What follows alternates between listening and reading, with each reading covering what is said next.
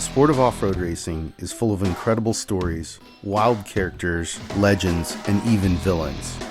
We cover it all on offroadracer.com, but there's only so much we can put down in an article. Sometimes we have to dig a little deeper, and that means sitting down with some of our industry's most influential characters and hitting record. Welcome to the Off-Road Racer Podcast, a Mad Media production, made exclusively for offroadracer.com. Each month, we'll go beyond the dirt into the homes, shops, and lives of the most interesting and game-changing icons of our sport. You'll hear about their history, success, failure, and everything in between as we pull back the curtain and reveal the stories of their lives. I'm your host, Matt Martelli, and this is the Off-Road Racer Podcast.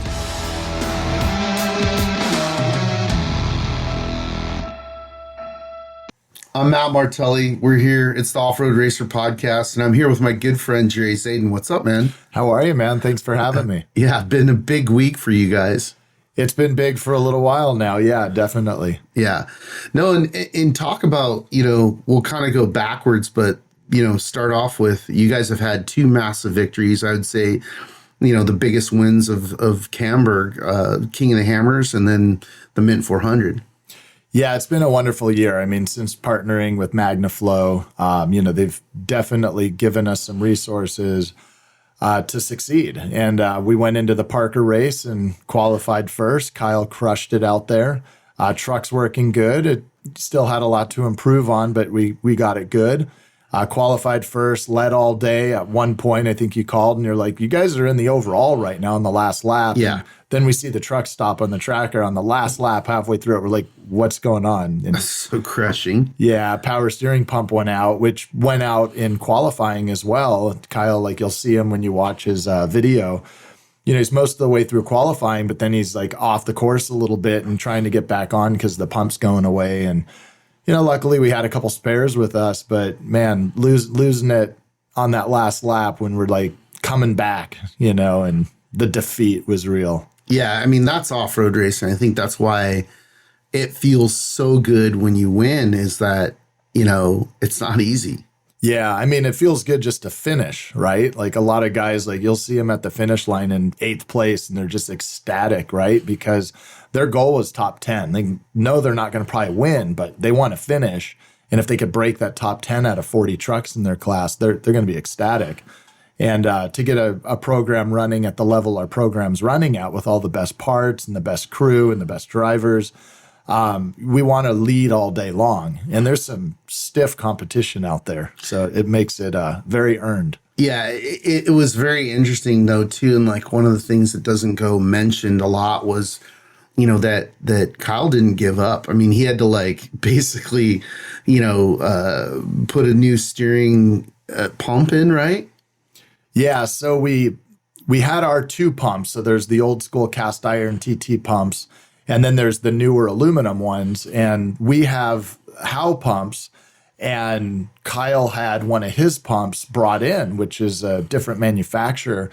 And so we mounted it on the back of the truck, just assuming everyone runs a Howe pump, and then there's this other manufacturer, so he's got one of those pumps. So we mounted it. Well, when that one went out, he had to try to put it on the truck. It didn't just fit.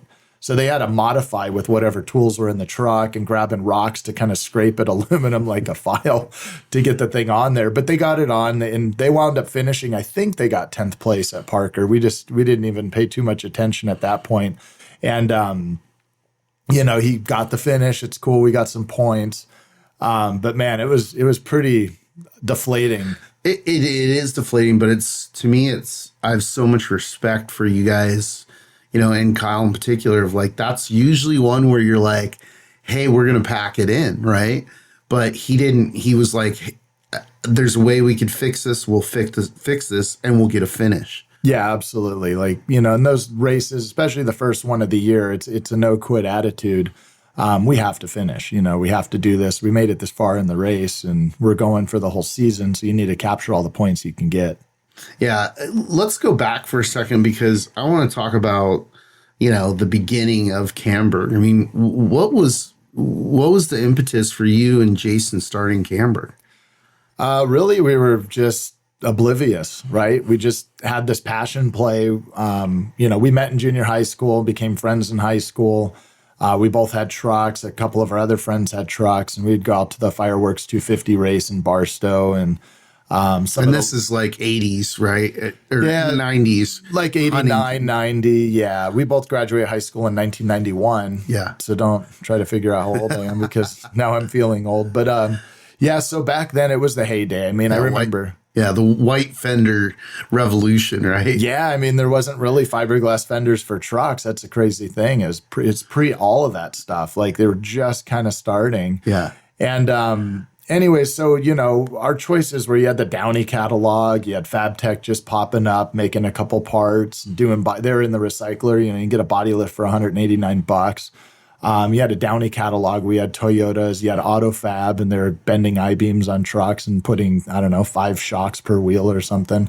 That's all there was. But you look at the race trucks, and Jason was working at a place helping people out, and I was helping people out. I was over at Bill Strout Motorsports in Long Beach, and just getting to get into the back door and look at trucks, like looking at race trucks, and then Baldwin Racing there in Irvine, and Jason's friend ran that team. And so we're able to go in there and check out these vehicles, and it's just really eye-opening, right? And then a little bit more time goes on, and now I'm working at Rod Mill and Motorsport and just anything to do with motorsports. And that was a premier spot, but more Pikes Peak and rally and stuff like that. But still going to the races. And I wound up with a 93 F-150 that I bought brand new and bent the beams and built some radius arms in my parents' driveway. And one thing leads to another, and that turns into people stopping you at a gas station like, hey, who built this? And, I did it in my parents' garage. And then I start hitting Jason up. He was working at a place called BMP Fabrication in Costa Mesa, and they were known for building all like the 7S and stock mini Toyotas. So they did Brady Helms Toyota.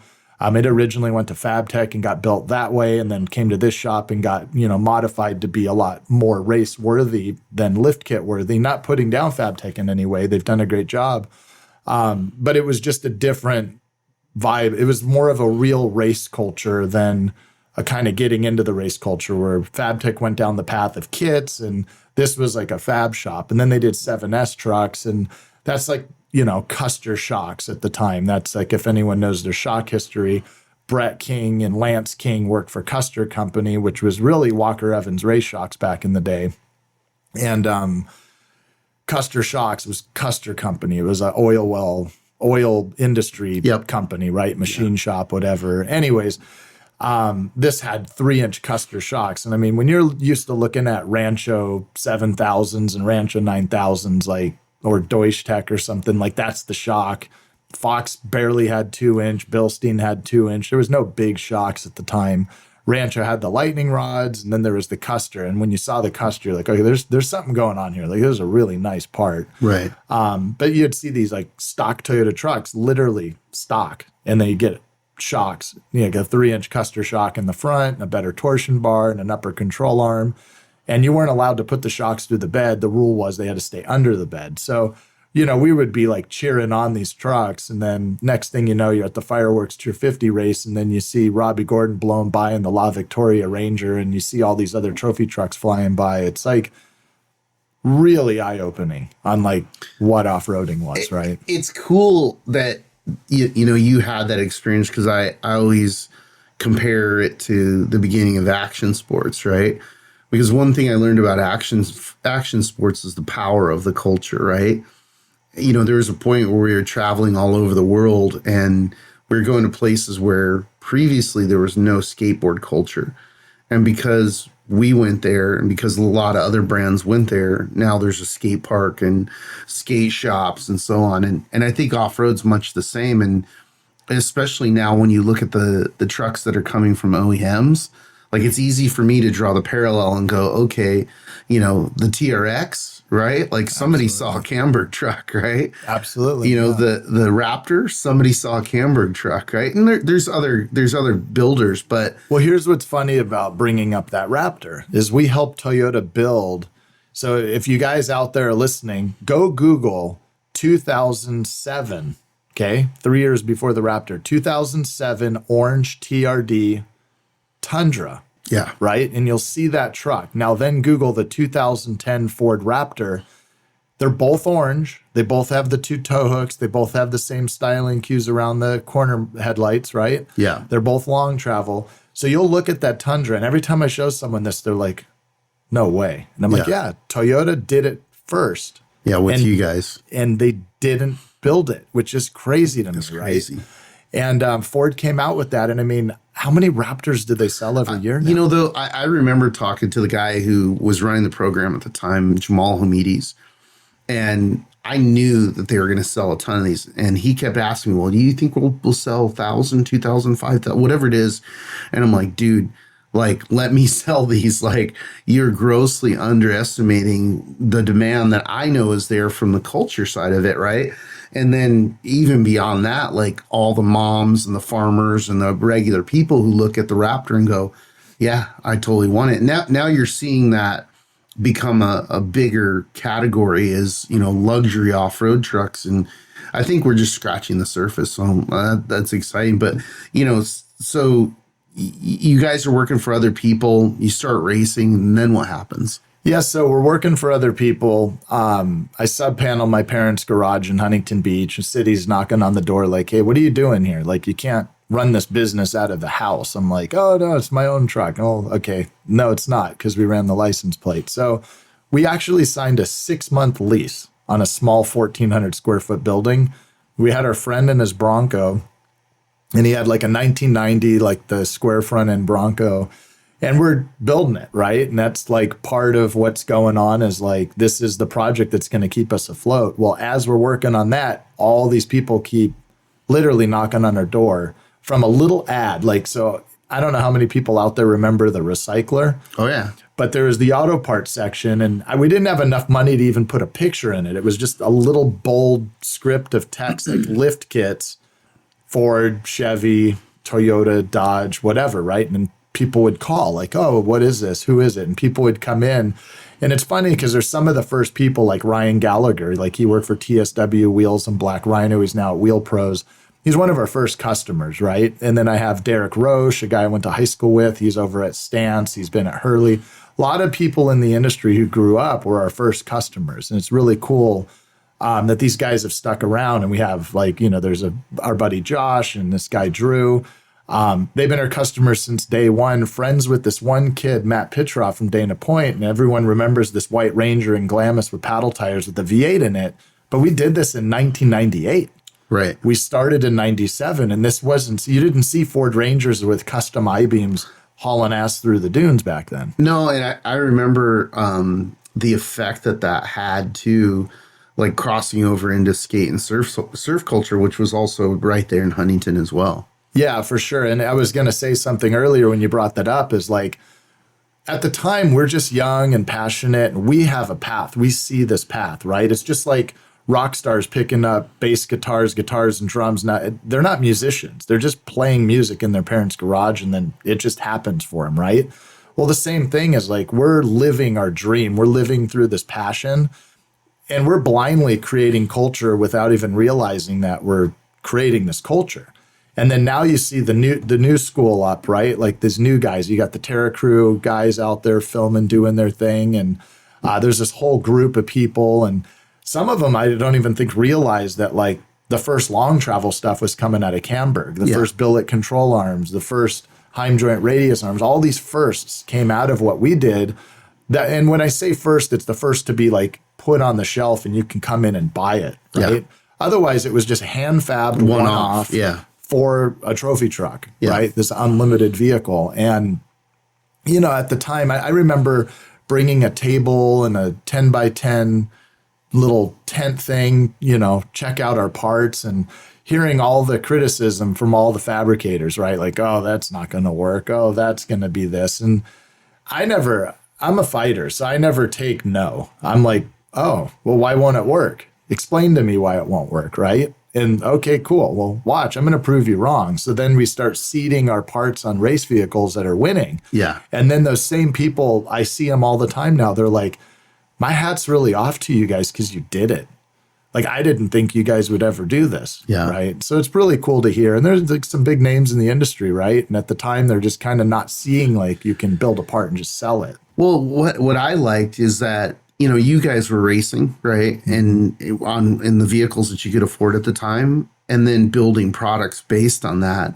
So it wasn't like, like there was other companies that were really disco companies. Like they were building a part to lift a truck and make it look good, but they didn't care about performance and, really reliability. And, that created that whole genre of lifted disco trucks of like, hey, don't hit a bump with it. And if that's your style, that's totally cool. But, what I really liked about what you guys did is it was born from racing. Yeah, definitely. It was just really cool to build really high-end parts. And when you custom fab these parts, there's all the thought and the time. So, people would pay $2-3 for a set of radius arms. We put them on the shelf for $800. And I remember they were fully TIG welded, like the whole part. And then it got to the point where we MIG weld part of it and TIG weld part of it. And then it just got all MIG welded because we couldn't keep up with the production, nor did people care. Right. And it was like, we either have to raise the price, but there was that time, we were paying ourselves $700 a month and all the profit went into just buying tools. Yeah. It was literally like buy as much equipment as we can to make our life easier and add technology to what we did.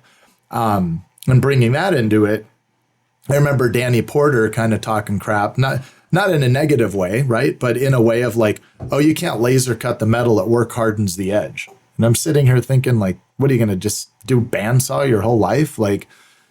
But leading fast forward from 97 and those era to 08 when we started our full CAD design trophy truck. Well, and then he adopted that because I remember. Oh yeah, I remember being with Danny Porter and he explaining to me like, hey, here it is. There's a class 1 car on this pallet, and everything's notched, and you just have to weld it together. He was like, look, any monkey can weld this together. Now at this point, you don't need to go through the jigging system that you had before because everything's precise, right? Exactly. Which was, changed everything.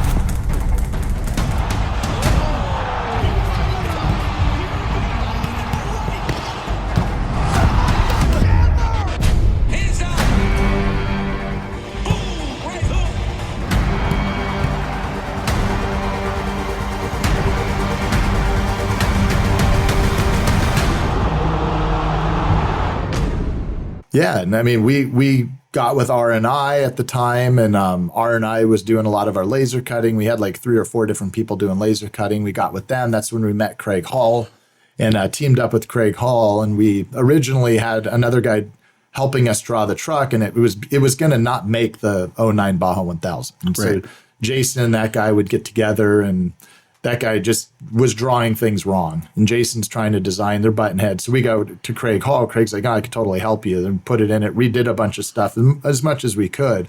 And that was our very first truck we made, which we went to the '09 Baja 1000. And that was a trophy truck. Yeah. And we raced that. And then so let me ask you, what it costs to run a trophy truck, right? Mm-hmm. And you're at a point in your business where like, every dime counts. Like what made you guys decide that you wanted to make that jump and race a trophy truck? Stupidity, really. Let's be honest. No, passion. It's like, that was the goal. Like the goal for us was like, we are going to race one of these. Right. Like this is the ultimate, like we're going to do this. And through the racing, it was like, we're just going to build them. We're going to do it. We didn't really have a big plan other than we just want to do this. And so is another one of those investments, right? We're making some money. We're going to do this. Well, it's funny because, again, it's another thing I really respect about you guys is like, you didn't need to do that. Like you could have just kept building parts, kept racing, the class 7s and the more affordable classes. But you stepped into an era too where, everybody you're racing is a millionaire.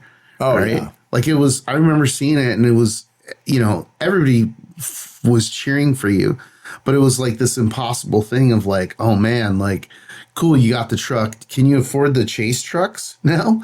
You know, like those were our daily drivers, right? So, I mean, for us, it's like, you know, we were always outgunned, but it felt really good getting on the podium in a truck when you know you're racing people with $1 million budgets. Yeah. And we have an Ellis engine, right? And we were kind of onto something with like, we'll get into the spec truck later, right?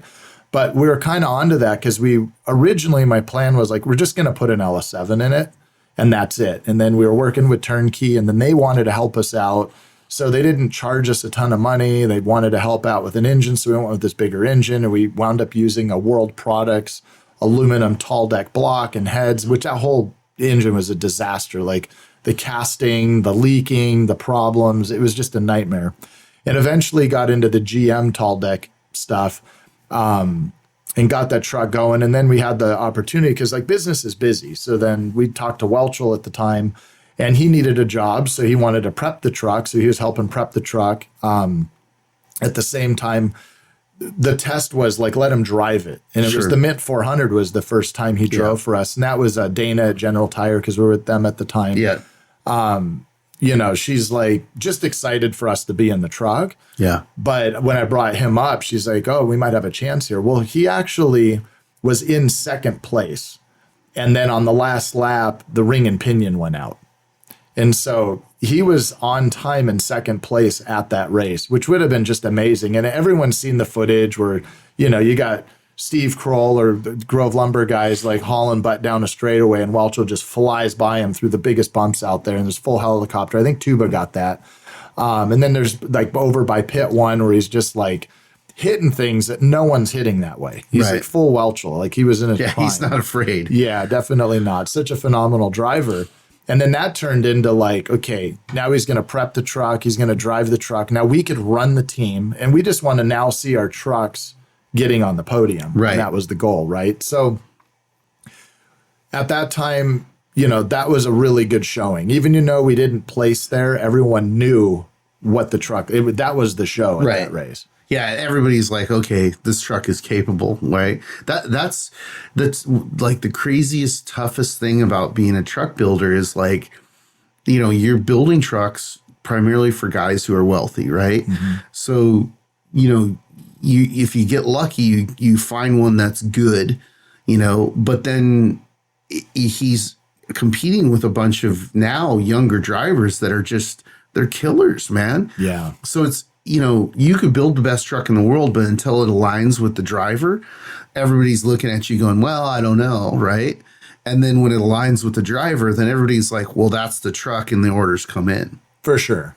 And I mean, after Parker and after KOH and after the Mint, people are coming to the shop wanting to buy trucks. And honestly, we're not really trying to sell trucks. I bet they are. I mean, we're jumping around here, but like the fact that Kyle was able to finish second overall in a spec truck that has a half the horsepower, like just shows you, you know, how well he is as a driver, but also that truck works. You know? And he knows how good the truck works. He's driven a lot of different trucks.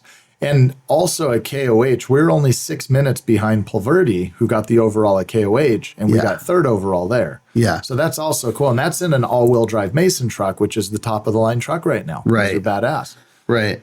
You know, let's go back to the Welchel era. So you have the Welchel era, and you guys start getting podiums, you know. You start doing well. What did that feel like for you? It was cool because, you know, Welchel's one of those guys that, you know, when you're younger, like we were, comparably speaking, he was like one of our heroes of the sport, right? You have Ivan Stewart, you got Walker Evans, Larry Ragland, and then you got Jerry Welchel's kind of like that new school guy to those guys. And he's El Diablo, right? Like you watch Dust to Glory and you see that Riviera trophy truck pitch sideways hitting that motorhome. That's Welchel. That's his style. Well, and all of his short course accolades as well. He was, you know, he was the devil there. Yeah, you know? He's just a phenomenal driver, and he's punk rock behind the steering wheel. Like there's no finesse. Like it's just go. It's people would say like, oh man, how's your equipment look? I'm like, well, he's helping us build a better truck because when we see a problem, we can address it. I'd rather get someone like him in the truck and give him something that he has faith in. And so we really got to develop into then the second big truck, and that was Green, Ryan Green. We built him a truck. Reese Millen drove that with Ryan a little bit. They just never really put into the program what they needed to, Right. Engine-wise and parts-wise. But then after that, then came into the era of the spec truck. And finally, we went to turnkey, we're breaking timing chains, kind of figured it out, but then had a problem. We went to Danzio. He did engines for us. We broke 2 timing chains in a row, just kind of gave up on it. And that's when I approached Casey Folks. And I'm like, remember in '07 when we raced 7,200, it's unlimited truck, but it's V6. I'm like, those engines are really expensive. We should be allowed to run like the stock 302 out of the Ford catalog for $4,000, right? It's spec V8. People love V8s. This is America. It's like what we like. No. Well, at the time, Jim Riley and Greg Fouts were doing the Trophy Light. the Trophy Light R8. Yeah. And that was numbered 6100 because 6,000 was the 4-cylinder Trophy Light. So 6100 number comes from that first R8. Well, years go by, a couple years, 3 years, whatever. No trucks ever get sold. There's nothing coming. So Casey's like, well, let me make a phone call. He calls. Jim Riley's like, yeah, I want competition, so let's open up the class. But we just need to make sure that we're all kind of, he doesn't want to be outgunned, right? Right. And so here we are with a trophy truck, and he's running a Ford engine. So we don't get to run, at first was the LS7 that I wanted to do, Right. nor the 525, which should have just been the engine from day one. 100%. They picked the 430 because Ford had the advantage because Ford sponsored Best in the Desert. Yep. Well, Ford engine never worked. I knew it would never work. Not that it's a bad engine. It's just not right for the application. Yeah, wrong application. Yeah, it's overhead cam. It's complicated. It's as big as a big block, if not bigger. It's just the wrong engine. Well, then Riley and the Krolls, they have a spec truck. Well, Krolls wind up getting like a fully hand-built Ford racing engine that's like a 351 all bored out to whatever size it is, but that's okay, right? Well, still never worked. LS3s are still doing it. Well, then Score says we can do the 525. You could rebuild all these things. They didn't follow suit of where, 60 people are now racing. So it kind of got a little jumbled. Yeah, I remember. I mean, it's one of the things that I inherited as a promoter, and we talk about this all the time. Like, I wish they would have left the engine alone, not added the underdrive, and kept 37-inch tires, but that's gone. It's history at this point. Yeah. I mean, now we're, and this is what I always said. I'm like, you can always make things better. Yeah. We could always make them faster. It's just going to cost more and more money. So these $250,000, $300,000 trucks, well, call Camburg, call Mason, call the Herps. They're all 500 plus thousand now. Yeah. Because there's that much more stuff in them. Well, it's what a trophy truck used to cost. Yeah. Right. And it's what a trophy truck is. And I think if you took our truck back 10 years, we'd wax everyone every race. Oh, 100%. We're reliable. We're putting the power to the ground. It's great. There's no issues with these trucks. They go plenty fast. The good drivers will show you. And it's funny because we get that comment too of like, oh, well, it's because Kyle's in the truck. Well, that's cool, but Justin Bean Smith has one, and it's not as updated as our truck. Yeah. So he has a lot of changes to make to that truck, and he qualified third. Yeah. He got third at King of the Hammers, which he really should have had second. But he got third. Yeah. And he's qualifying well. He's winning races. I have another guy that bought the Navigo truck, and he just. But it's interesting, and I'll look up the analytics of it because so you have a 525 horsepower engine, yes, versus a 1200 horsepower engine, right? And so that, especially at the Mint this year, that was the illustration of what wins in off-road racing is consistency over a total period of time versus I have this big badass engine and I'm going whap whap and spinning tires and doing all this stuff.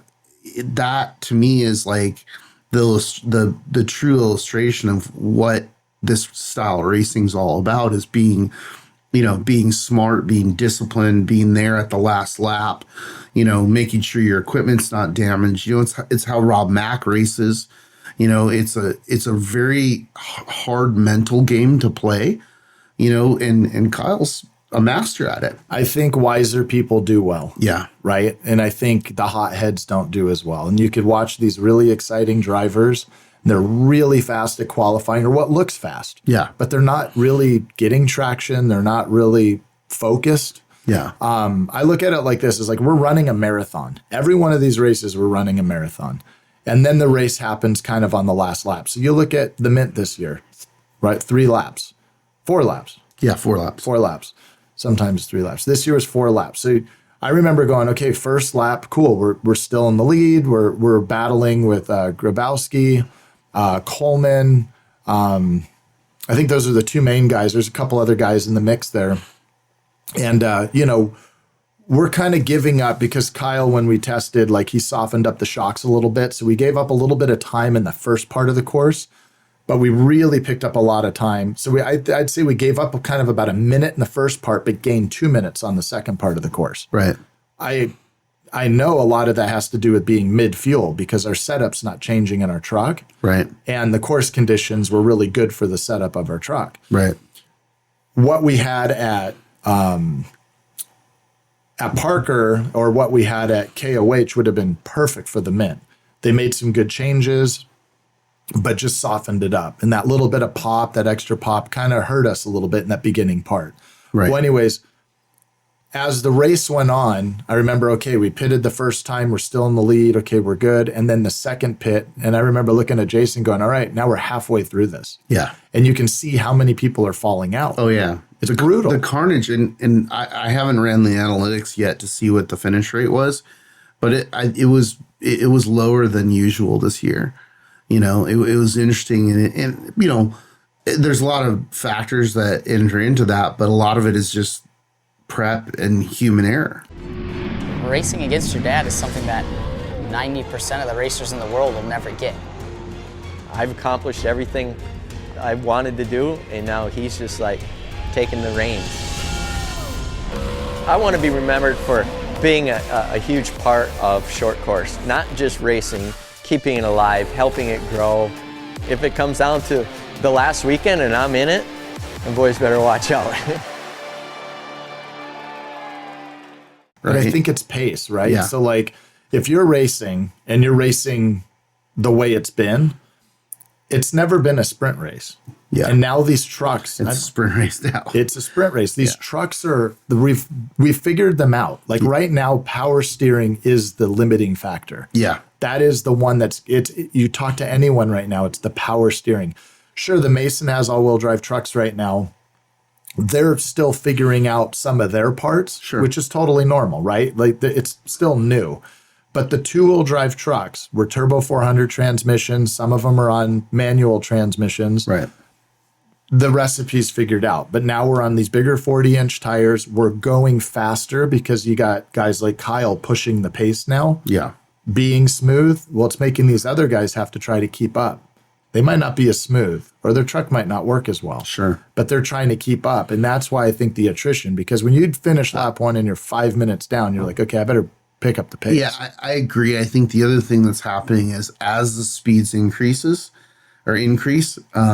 so do the problems, right? Absolutely. In other words, like that was one thing that I was surprised with that Parker was I'm like, I'd been around the course multiple times, okay, cool. Like here's where you need to slow down in this one area really. And the rest of it's pretty wide open. So to me, it was a easy course, right? But I'm watching all these people take themselves out and I'm like, you just crashed. You know what I mean? Like there's no reason for you to go down in that area. And what I think it is that, at a certain speed, people have been racing, let's say at 50 mile an hour average, right? And once it goes to 55, that's a drastic change, right? Massive difference. And so, I think it's really, it's separating the performers, right? So it's interesting to see that evolution. Well, what's interesting too is like our top speeds before with 37-inch tires and no underdrive and 430, we were seeing like 104 to 109 in a race. Right. And then once it opened up to 40s and underdrives, now we're seeing 120 plus. Yeah. And so now that pace is bigger, right? And with the underdrives, like we run the Mason underdrive in our truck. And that's the thing is there's the torque converter. Yeah. Like people get caught up on like, oh my gosh, I can't believe they're talking about a new ECU. And I'm like, that's like small. Like all these teams will go have a bar tab and food. they can have that ECU. Sure. To us, the ECU is not going to, it's not for the more power. Yeah. It's just about more knowledge. Yeah. Right. So all these new things people push, the teams that can have it and understand it, what's going to happen is it's going to make us way faster. Yeah.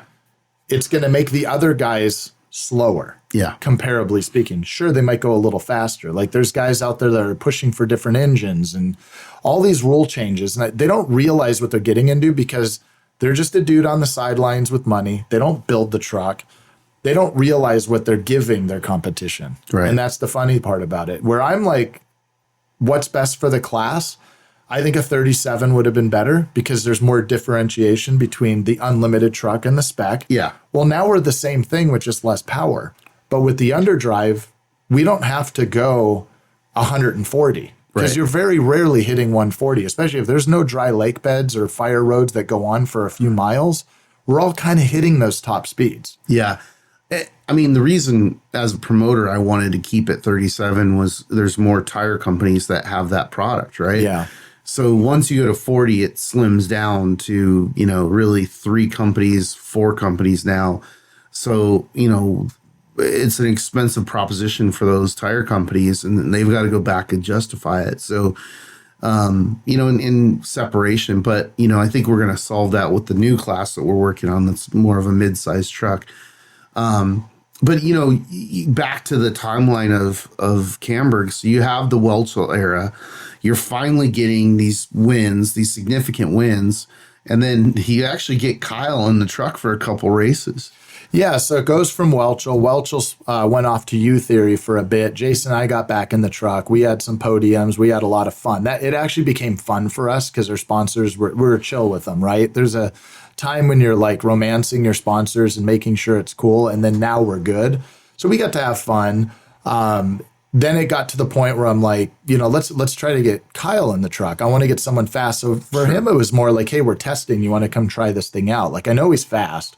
I forget what year it was, but it was.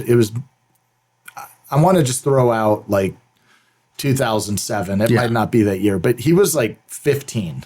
Yeah. And he out-qualified everyone at Best in the Desert in his one car, or his dad's one car. Yeah. And I thought that was really impressive. And that's what put his name in my head was that, because he's like this young kid, like 14 or 15 qualifying first. Yeah. And I saw the future in the sport with him back then. Isn't it funny though, too? It's like you get these kids, from the high desert, he's from Hesperia area, and they grow up on bikes. And they're, in general, they're kind of these quiet kids. A lot of them work construction and different jobs, and they grow up racing with their parents. And then they get into a car, and that knowledge transfers over. And I've said it multiple times, like that's the thing I really enjoy about Kyle, is he's not blasting stuff all over social media. He's like this guy who shows up and then shellacks everybody, right? Well, the funny part is like, I'm like, hey, Kyle, we're doing a poster for you and you're going to sign it. He's like, do I really have to? Like, he does not want to do any of it. Yeah. He doesn't want to. I asked him to like post and he's like, that's where I draw. I don't. Like, he doesn't want to do that. He just wants to drive. Yeah. Which is great, right? Because we can do the rest of it. Yeah. He can just drive. And we want to give him the best truck we can give him. So him and Jason have a great relationship on tuning the truck. And yeah. No, and Jason's the same way. He's like, hey, don't point the camera at me. So I love harassing him and showing up and being like, all right, dude, let's go. Let's see your interview first. But, I think it's important because we have very passionate, very intelligent people in our culture. And I think it's important that we show that. And even showing a guy like Kyle, right? Like here's a through and through family man, responsible for running this large company, works his ass off every day, doesn't, cry about it, boast about it, whatever. He does whatever needs to be done, really with a smile. And then he's like, hey, I need to go racing, and puts a shit ton of time into racing, has the same, like, almost like crazy drive for racing that he does for, his construction business, his family construction business. And I just think it's important to show people like that because that's America. And when you look at other forms of racing, and you look at all the different character sets, like, I don't know if you saw the NASCAR series that just came out. It was interesting, right? But I was like, I can't relate to these guys because they're not like me. Like they didn't have to grind and, beg, borrow, and steal and do what it had to take to build a company, for the most part. And that's, that's what America's about. And I think off-road culture has a better cross section of what America is and represents it better than any other form of racing. Yeah. And I think you see that in, some of the family. I mean, we have some very wealthy people out in our sport, and you do see a hard work ethic. And the one thing about Kyle is like his parents are amazing people. Kyle's amazing. His co-driver Sean's amazing. They're just really great. Like you said, they're just true Americans, right? They're living it. And Kyle, a lot of people don't know this, but he interned at Camburg for a bit. Like he was, I forget how old he was when he did that, but he came in and just kind of got his hands dirty in the shop, wanted to learn more, see how things were. So he did that for a little while when he was going to college. And it was really cool to see him, like that interest in him, right? So all those little things like created that relationship of when then we approached him to get in the truck. And what happened is there was the time we're racing, get him in the truck. He wins 2 races in a row, qualifies. It was Vegas to Reno, qualified first. And I'll never forget, James Lynn was like, do you know how fast he was going? And I'm like, I have no idea what his top speed in qualifying was. But yeah, he hit like 92 miles an hour.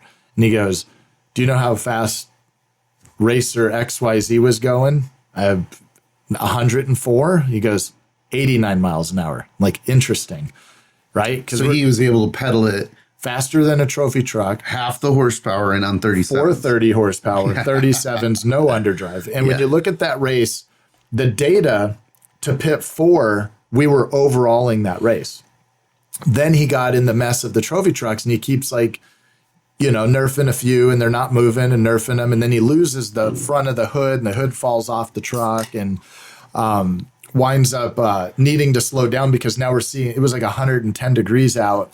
And so when the hood's on the truck and the airflow's good, we're good. But this side of the truck's just peeled off the door. This side of the truck scooped out and it created turbulence in the air. So he couldn't push it as hard. Right. We still got like 4th overall, first in class. And we beat Chavis Chase, which he's a badass racer. Yeah. He's in his Mason truck. He's a good driver. He's a lot of 1-car wins. We beat him by like 40 or 50 minutes. I think it's 52 minutes. I could be wrong. So I'll just say 42 minutes. But it wasn't by like a 5-minute margin. He finished on Troy Herbst's like ass. Yeah. In a spec truck that he had to slow down because of the turbulence of the air. Yeah. And then we had an alternator going from like 7 volts to 18 volts to back to like bouncing all over. We're like, just keep going. Like I'd rather lead the race all day until you're not than stop and try to fix it and not be leading anymore. I mean, that scenario in particular, that's got to be maddening because here it is. You build this, this company and this truck, and it's like how you finish is defining you, right?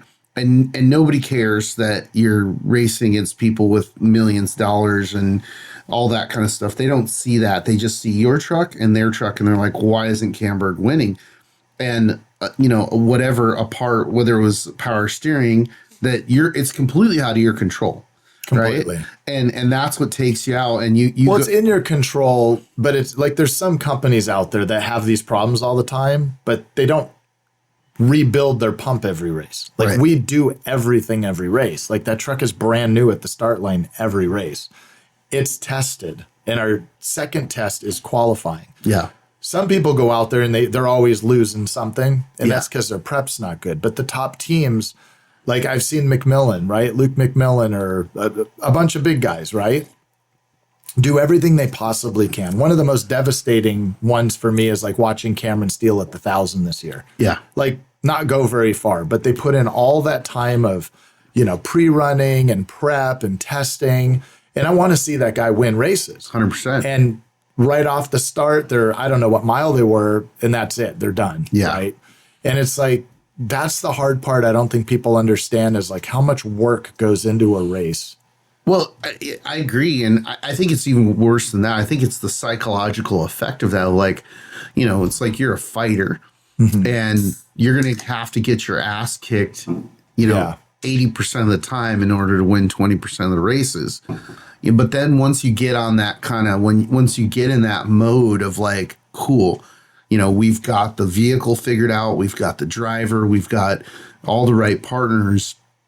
Now we're clicking, right? Then it becomes beautiful to watch, right? And it's not something that's easy. And you can go back and look at all the teams that have dominated. And I love talking about Andy's, dominant period, because I was a part of the beginning of his evolution. I was inside of all that stuff, and I saw the bad choices or uninformed choices get made, with the Robbie truck and trying to, make that work, and different vendors pointing at each other going, hey, it's his, the shot guy says it's the drivetrain guy, and that guy says it's the engine guy. And you know what I mean? And it's like the geometry's wrong, and you don't even know where to start. Yeah, it's a Robbie truck that's beautiful for Robbie. Yeah. But it's probably not the easiest truck to drive for other people. Literally him and Trevor were the only two people who knew what was going on with those trucks. But point being is that, once you figure it out, once everything starts clicking and it's hard, it's beautiful. And absolutely. And I think you guys are in that zone right now. I'm really excited. I'm stoked for your wins. The Mint was a big one. Hammers was a big one too. Like, I don't want to downplay that, because you guys really went into that kind of unprepped. It was a test. Yeah. Yeah. So we came off of finishing Parker. So we tested a lot before Parker. So the truck had at least 100 miles, maybe 150 on it. Then we went to Parker, drove the snot out of the truck, had the power steering problem. Then we kind of circled, right? And we're like, okay, what's going on? Why is this power steering pump failing? Pulling the parts apart, looking at things, talking to other manufacturers, and trying to figure out, like, okay, what could we do here? We're getting a lot of feedback. We have a rack and we have a pump, and there's a lot of feedback. You hit things a certain way, and it just wants to rip the wheel out of your hand. Well, that feedback is going into the veins of that pump. Right. So your steering wheel's feeling it, but the internals are feeling it as well. Right. So there's these little metal, fins, call them little pieces of sheet metal, and they individually start breaking off inside the pump. And that's when you start losing the pressure and losing your steering until you just can't steer anymore. Right. Well, now we're trying out different pumps, different manufacturers, different reservoirs, different plumbing. Jason and Wayne at Alltech came up with a system that's like, I don't know, it's like a reservoir, right? And it'll take pressure and push it back in when there is no pressure. So when you're not steering, it'll just kind of bleed it back in the system. So they're trying some stuff, and those things are helping. But inevitably, I think what we're going to wind up doing is putting a steering box in the truck that powers the rack. Right. And I think that'll take the feedback out. When that happens, Kyle's going to be a lot faster. Yeah. Because this is a thing that's really slowing him down, especially when the turns get real rutted out. Yeah. And so that's the spot we slow down in some of the other big bumps. And this is, we're on 40-inch tires now. There's a lot of things. Sure. And I mean, even with 37s, you get the feedback, but things are bigger. We're going faster. Yeah. And so a lot of guys don't experience this problem because they're not going as fast. Sure. And the difference is just that top 10%. You slow down 10%, you're not really getting the feedback. Right. But you want to go lead, you're going to get the feedback. So we're going to improve on that. Shocks is another big one. So we have a lot of work to do in the shocks still. Obviously, we're a little soft at this race. So ride quality is really big for us. So we're finding that balance between ride quality and big bumps. And believe me, there is a lot of different ways you can do that. There's a lot of teams that just have stiff trucks.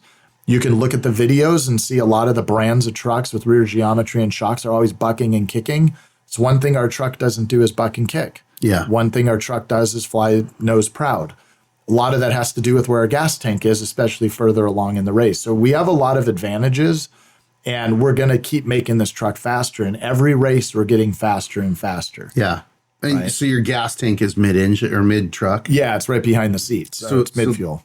So that's lowering the center of gravity of all that weight. Well, it's not only lowering center of gravity, but it's also when look at it as like a leverage ratio. Like, so if you have 100 gallons of gas, right, roughly 650 pounds, if you deplete 90% of that, you lose 600 pounds. So anyone who owns a truck, just remove the 2 spare tires off the back and watch how high it goes. Right. That's only 300 pounds, not 600. Right.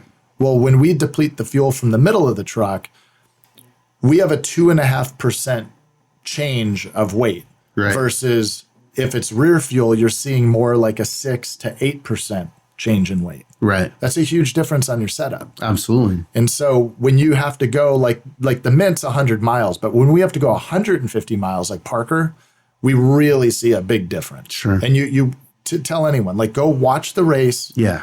at mile 125 and look at all those rear fuel trucks bucking, they're real high they in get the back. loose. And then watch after they fuel, they're just clapping out on the air bumps. So they have a start and an end where they're not good. And then they have a middle point where they're great. Yeah.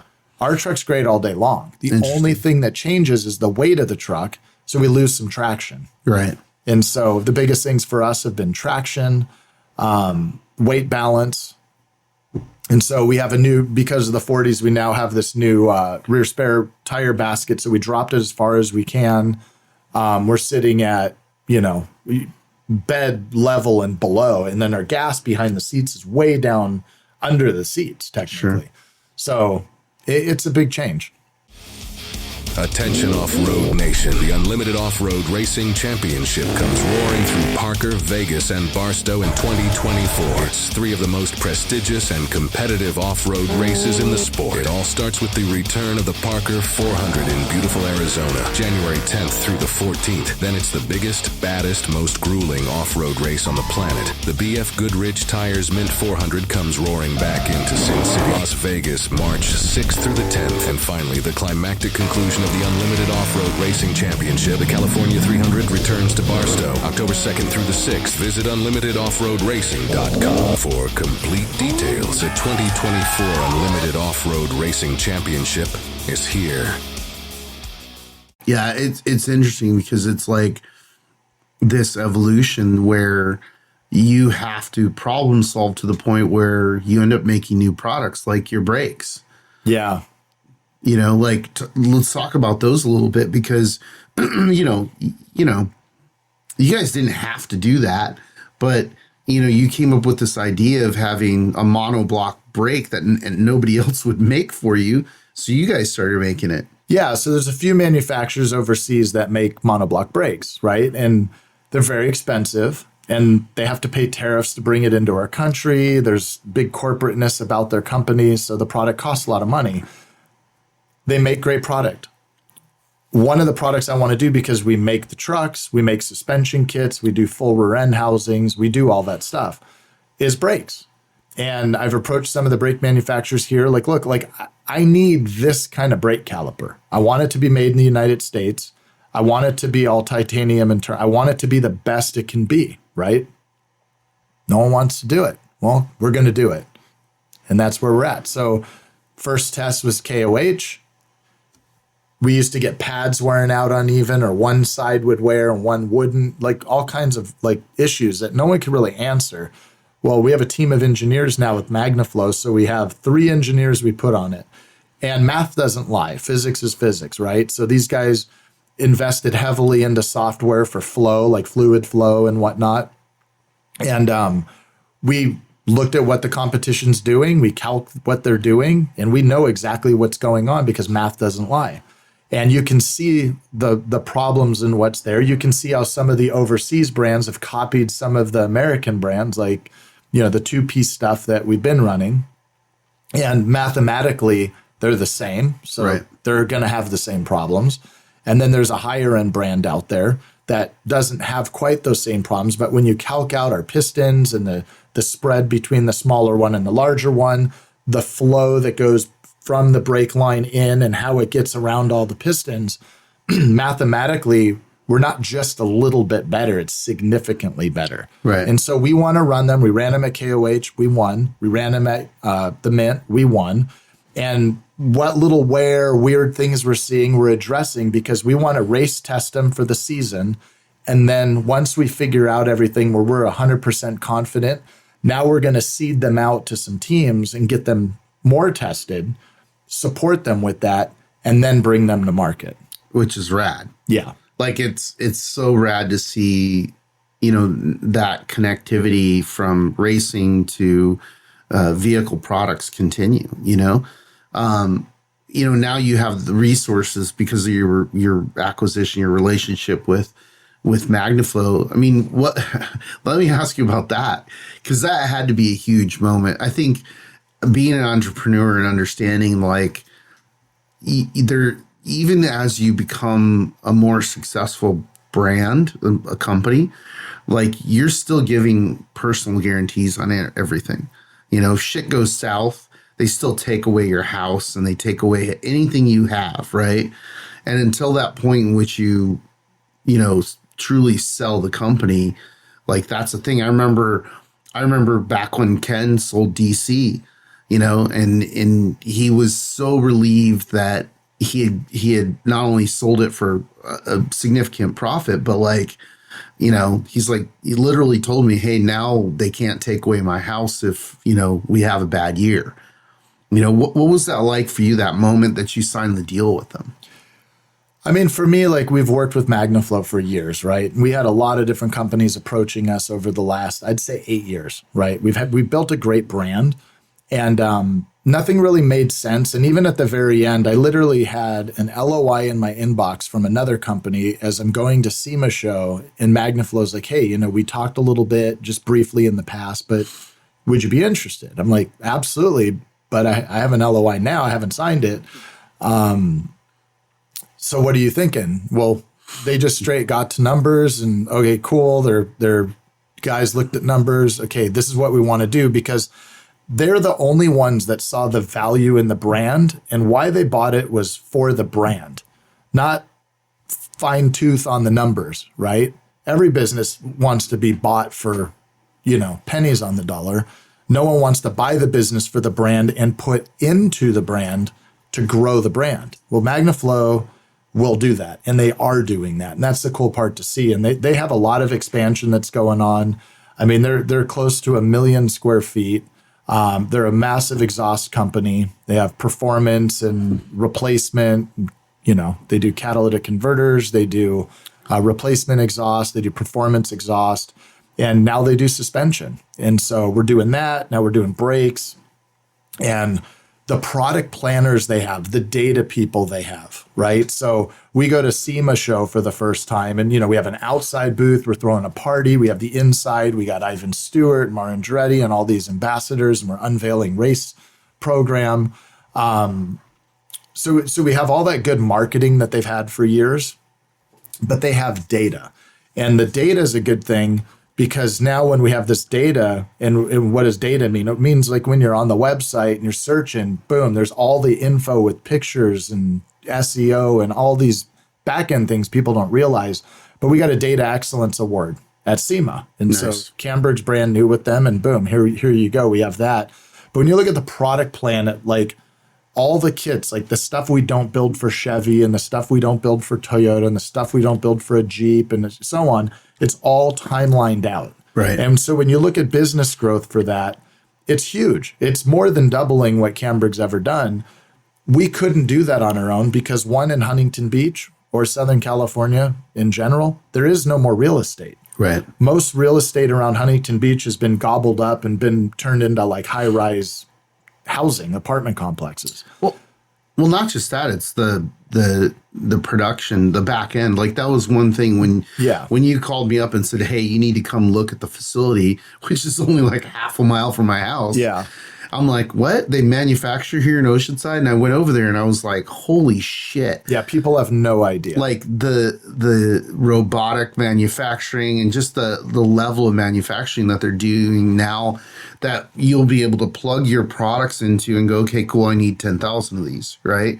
And I think that's the hard thing for a lot of brands in off-road is like they get to a point and they're doing good, but they have no understanding of like, hey, how do I scale this? Well, to be honest with you, a lot of us didn't start these businesses because we're wise business people. Right. Right? Like we're patted on the back and they're like, you know, gosh, Jerry's a good business guy. Like we know what we know, right?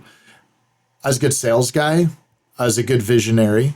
But when you work with someone like Magnaflow, they have CFOs and CPAs and attorneys, and they have so much more there. And then the data people and the planning.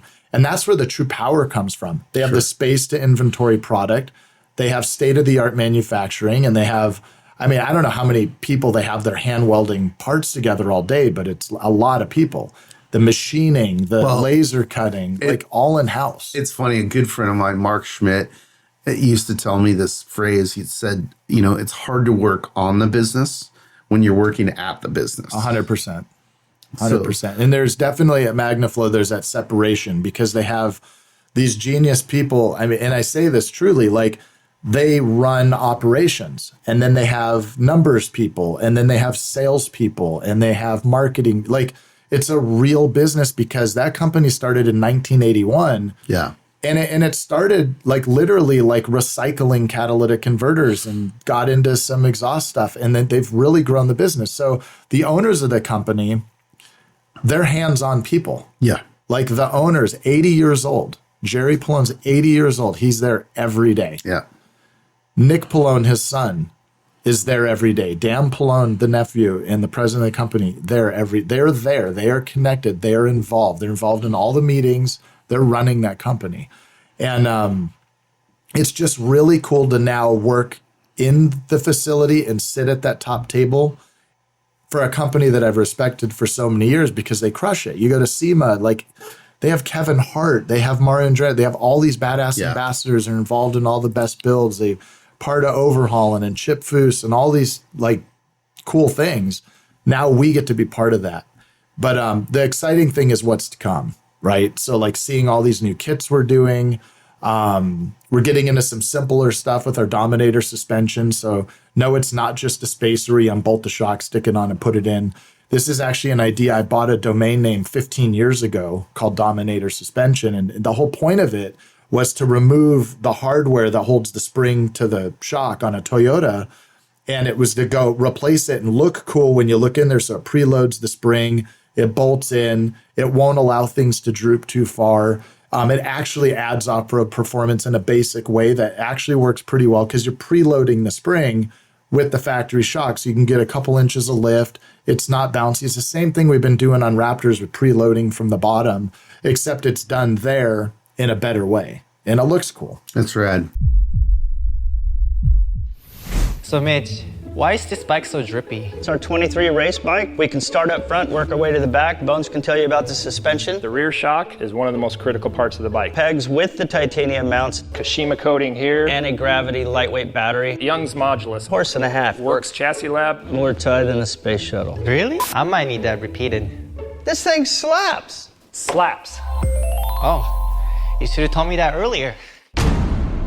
And so that's really fun. And the brakes are going to get really good. I have a whole plan lined up on that.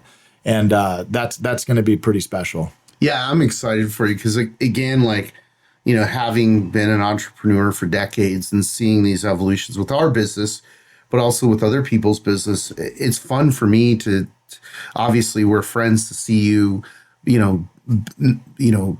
continually be successful. But now it's like you're supercharged, right? I'm way supercharged. And then to be a part of it of like, okay, cool, we're going to be, really what our race league is a marketing tool, right? And to show, because you and I have had this conversation for a long time. We know the quality of the products, but in particular the quality of your trucks.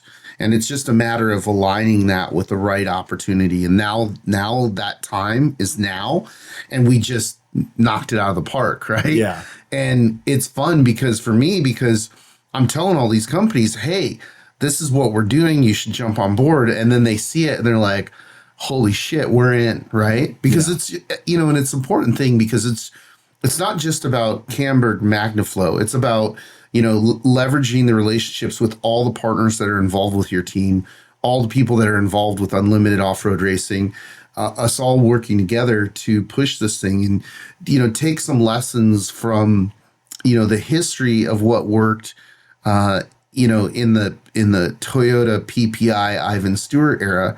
I mean, they defined, motorsports marketing really, more than anybody else. I mean, had not that happened, Toyota would not be the biggest car company in the world. I agree. And what's funny you say that is Toyota's just put, in my opinion, this is just my opinion, all their eggs in the basket of NASCAR. Okay, cool. You sell some Camrys. The reality is they're not heavily involved in truck. And truck, we're all driving trucks. Motocross, cowboy, right? Everybody. Surfer. Yep.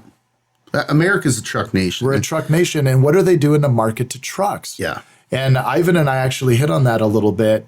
And it's funny because I brought up NASCAR and he just agreed. He said the same thing. He's like, at least throw 10% of that budget to off-road. 100%. Right? Like, just be here a little bit. Do something with it, right? Yeah. And I mean, I don't mean like just put Tacomas out on Fremont Street and activate like, hey, buy our truck. No, get but involved. actually have a Camburg truck. Like, and I actually said this back in the day. I go, you need Bryce Menzies or Andy McMillan, one of them, Cameron Steele and Camburg in a Toyota branded truck. 100%. Right? Give us some budget, 250 grand a year. Like, it pays for our body and graphics, but it helps us. Yeah. Give us a few trucks for our chase trucks. They pay that in one Super Bowl commercial. That's the beer tab. Yeah. That's the drink tab.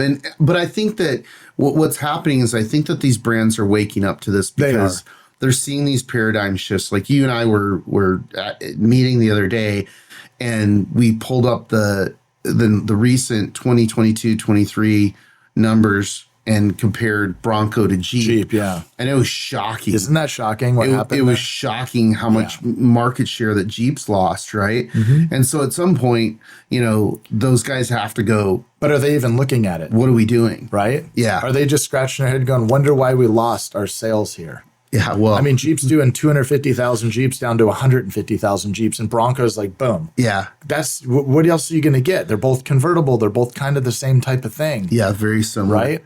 And what does Toyota have to even compete with that? Well, they have the new Land Cruiser coming out. Yeah, they have stuff. Basically the new 4Runner, but they have this Land Cruiser.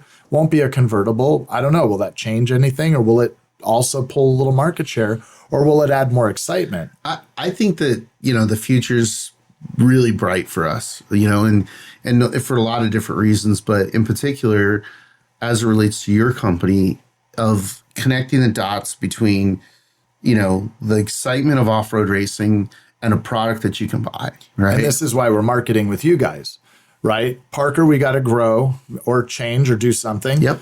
The Mint is amazing. This year, it was mind-blowing. Yeah, like anyone who would talk crap or, why would, if you weren't there, you completely missed out. I agree. Right? The VIP, the hospitality, even if you weren't in that area, but you're in one of the other spectator areas, but you're in that fence line with live bands and businesses, and it was exciting and it was packed. Yeah. And so for anyone to say you're fudging numbers or whatever, anyone there saw the numbers. The thing I keep telling people is we are in the business of off-road and we're here to do business. So, and entertainment. Yeah. Because clearly you're doing. Yeah. And grow this, we understand the value of what we have here, and it's extremely valuable. It sells hundreds of billions of dollars globally. Yeah. RVs, tires, we're in aftermarket. The whole thing is here. And so companies do need to embrace this, especially because we're in the United States where people are spending money. Yep. Sure. South of the border is cool.